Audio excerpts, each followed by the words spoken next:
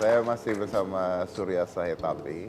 Nah, dengan keterbatasannya ini, dia memiliki beberapa prestasi yang luar biasa. Jadi ini kita kasih lihat beberapa prestasinya ya. Jadi dia lolos pertukaran pelajar ke Amerika Serikat, ya, tuh ya. Jadi delegasi Indonesia yang berangkat ke Amerika Serikat untuk mempelajari situasi komunitas tuli dan disabilitas di Amerika Serikat. Nah ini kita lihat, we had good time with Brian with Tier, we start important connections. Oke, ini kapan ya? Oh itu ada itunya Januari. Lalu pernah ikutan meeting di kantor PBB juga. Ya betul. Ya, meeting apa itu? Waktu itu tentang konferensi hak penyandang disabilitas yang sudah diratifikasi sebenarnya oleh pemerintah Indonesia tahun 2011 dan direalisasikan dalam Undang-Undang nomor 8 tahun 2016. Oke. Dan waktu itu rapat tentang CRPD, Convention of the Right of People with Disabilities. Lalu di situ dirapatkan bagaimana implementasinya dari konferensi tersebut. Sudah belum? Apakah sudah ada kebijakan-kebijakan tertentu terkait disabilitas? Indonesia sudah meratifikasi baru 5 tahun, di sini masih berjalan. Dan baru kemarin, bulan Maret kemarin, Undang-Undang nomor 8 tahun 2016 diresmikan, yaitu Undang-Undang tentang disabilitas. Ya. Supaya tujuannya adalah menyetarakan supaya orang disabilitas juga setara. Oke. Lalu sempat kerja juga, sempat magang di kantor Gubernur Jakarta, Bapak Basuki Cahayapurnama dari bulan Desember 2015 sampai Maret 2016. Dari Januari 2016 sampai April 2016. Oke, Ya. itu sebagai apa? Staf magang bagian anggaran untuk Jakarta, anggaran untuk Jakarta. Jadi saya banyak mengusulkan di situ bagaimana mengalokasikan anggaran untuk disabilitas. Dan saya belajar banyak sekali. Sebelum saya magang, saya melihat politik itu, saya tidak suka dengan politik. Saya melihat politik sebagai sesuatu yang kotor. Tapi ketika masuk magang, saya justru tertarik dengan politik.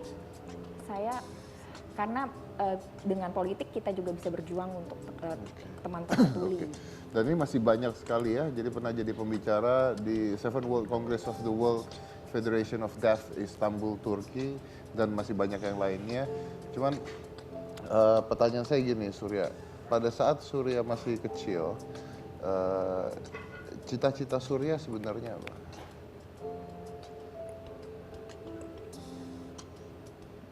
Jadi banyak sekali berliku-liku. Pertama, saya ingin jadi pemain sepak bola yang profesional. Lalu waktu SMP, kayaknya nggak mungkin jadi pemain sepak bola. Akhirnya mau jadi ahli komputer, jadi ahli IT. Lama-lama saya belok lagi,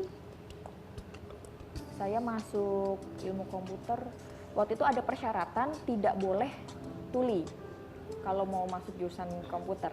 Jadi saya waktu itu terus lalu ganti lagi ingin jadi guru bahasa Inggris. Sebab teman-teman tuli itu kan banyak yang masih takut untuk belajar bahasa Inggris. Nah, saya ingin menjadi guru untuk mereka. Tapi sekarang saya tertarik dengan dunia politik. Jadi lihat dulu deh nanti jadi apa. Tapi yang penting adalah mimpi saya ingin melayani komunitas tuli. Oke. Nah, Saya ingin menjelaskan kepada masyarakat apa sih hak-hak tuli itu dan membantu komunitas kalau tuli. untuk bisnisnya, kalau untuk cari uangnya apa?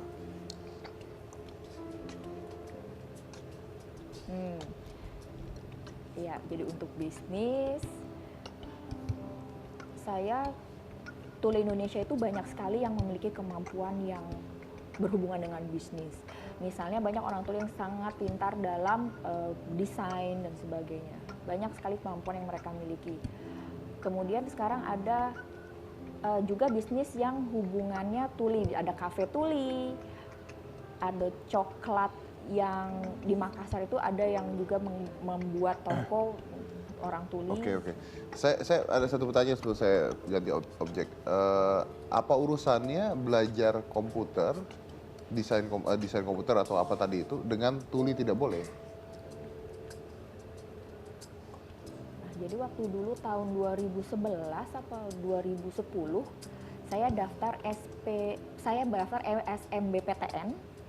Saya lihat persyaratan ketika itu di universitas-universitas yang ada, saya lihat persyaratan kalau jurusan IT itu syaratnya apa saja. Dan di situ ada dinyatakan tidak boleh tuli, tidak boleh buta huruf, itu dulu. Tapi tahun 2013 atau tahun 2014 persyaratan itu berubah. Dan sekarang sudah dibolehkan. Baik. Kalau buta huruf masuk akal ya, nggak boleh ya. Buta huruf nggak bisa baca apa-apa ya, susah gitu. Tapi kalau untuk tuli, kalau komputer, kenapa? Apa urusannya gitu? Temennya kesetrum di belakang biar dia denger gitu atau gimana sih? nggak ngerti gitu. Oke. Saya punya bintang tamu lagi. Ini menarik kalau ini juga menarik. Jadi ini adalah ojek yang diciptakan khusus untuk kaum difabel oleh kaum difabel juga. Jadi pengemudinya difabel, penumpangnya pun hampir 80% difabel. Karena biasanya ojek biasa agak sulit untuk menerima mereka yang difabel. Jadi ternyata ada ojek khusus untuk ini. Kita lihat dulu seperti apa, silakan.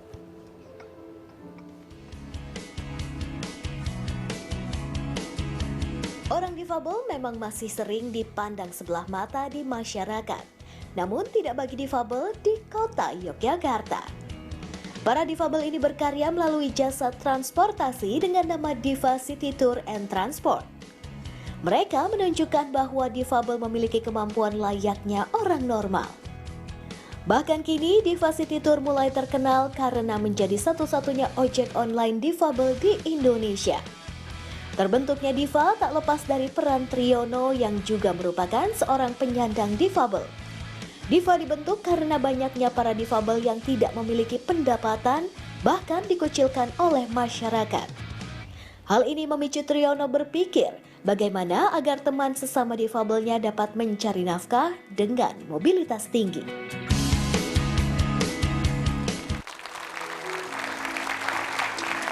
Oke, ini bakal menarik sekali ya. Kita undang aja langsung. Ini adalah Triyono dan Puji Santosa, pendiri dari ojek difabel.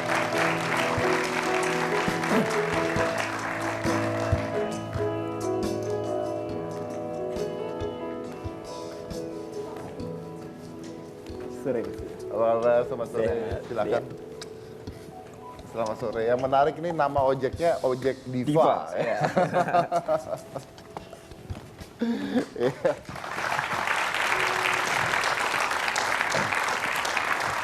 Ya. Jadi mungkin langsung aja nih, ojek difabel. Ini pendiri dan pembawa dan penumpangnya hampir semuanya untuk difabel gitu. Iya, jadi awalnya kita nggak mikir untuk umum gitu kan. Jadi memang mikirnya bagaimana memobilisasi teman-teman tunanetra, teman-teman difabel yang tidak bisa naik motor untuk dia beraktivitas sehari-hari gitu. Tapi berjalannya waktu ternyata umum juga ikut akses gitu. Okay. Jadi kita semuanya boleh naik asal memang mau pakai jasa kita aja gitu. Awalnya kenapa dibuat ini? Awalnya dulu kita ada program gitu, bagaimana kita membantu teman-teman kurang mampu untuk mobilitas, jadi kita kasih motor kan gitu awalnya. Anda kasih motor? Iya, sama teman-teman di, boleh sebut nama? Iya. Di sedekah rombongan kan gitu. Jadi kita pengen buat konsep bagaimana supaya mobilitas teman-teman apalagi yang kurang mampu ini bagus kan gitu, menunjang kehidupannya. Saya sendiri kan difabel, tahu kan bagaimana transportasi itu penting kan gitu. Jadi setelah kita distribusikan, muncul masalah akhirnya. Kalau dikontak pakai bahasa Jawa gitu ya. Jadi nondi gitu. Wah, maaf Pak, saya enggak bisa ke sana. Kenapa? Bensinnya enggak ada kan gitu. Kan masalah akhirnya. Ya saya bersyukur teknologi semakin berkembang gitu kan. Marak nih ojek online gitu kan. Ya daripada saya pikir pusing kan gitu, tak gabungin aja kan gitu. Betul. Tapi faktanya memang kita tidak mengkonfrontasi salah dan benar tentang itu. Jadi teman-teman ini tidak bisa untuk mengikuti prosedur atau SOP dari yang bersangkutan ini. Akhirnya ya mau nggak mau saya harus membuat kreasi kan gitu. Udah adopsi aja kan gitu. Jadi udah akhirnya muncul Diva. Jadi di Diva ini sekarang melayani city tour, ojek wisata, terus transportasi seperti biasa ini, terus ada kargo, ada message juga kalau pengen pesen pijat gitu, kita kerja sama-sama teman-teman tunanetra yang bersertifikasi gitu. Oke, artinya awalnya karena keterbatasan ini dari beberapa pihak tidak menerima di ojek online ceritanya gitu ya. Iya. Lalu Anda tidak putus asa gitu kan, ya, tapi menciptakan lapangan kerja sendiri. Iya. Ya. Gitu. Dan ini sebenarnya menarik karena akhirnya punya market sendiri kan? Iya, akhirnya punya market sendiri. Jadi karena kita kan juga motor itu kan representasi dari kedifabelannya Mas Ferry. Jadi motor satu dengan yang lain ini susah. Yang satu pakai yang lain juga susah. Kadang-kadang kan tangan kanan nggak bisa pakai gas, pindah ke tangan kiri kan gitu. Jadi juga menjadi alat bantu mereka untuk mobilisasinya gitu. Oke, jadi intinya adalah bahwa si motor kendaraan ini didesain khusus mengikuti keterbatasan masing-masing dari setiap orang berbeda-beda gitu. Jadi misalnya kalau masalah di tangan kanannya dipindahin kemana, masalah di kaki kanan pindahin kemana. Jadi setiap motor berbeda-beda ya? Berbeda-beda. Setiap motor berbeda-beda. Oke, baik. Saya masih mau banyak pertanyaan karena saya ingin tahu juga nih, ternyata banyak juga yang bukan untuk kaum difabel tapi ternyata turis dan sebagainya malah naik ini sekarang gitu ya. Jadi jangan mana-mana, tetap di Hitam Putih.